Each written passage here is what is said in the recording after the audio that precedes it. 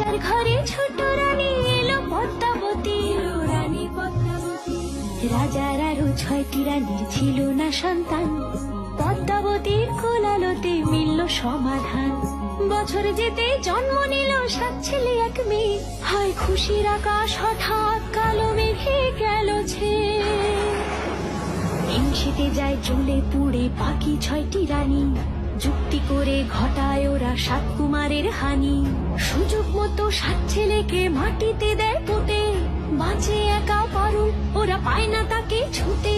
ধাইমা বাজায় সেই মেয়েকে বড় করে তোলে, 7 ভাইকে পায় যে পারুল 7টে চাপা ফুলে।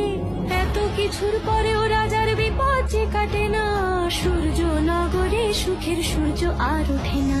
হিংসা বিবাদ বিচ্ছেদ আর প্রেমের কাহিনীতে পারুল বোন কি পারবে 7 ভাই চম্পাকে জাগাতে?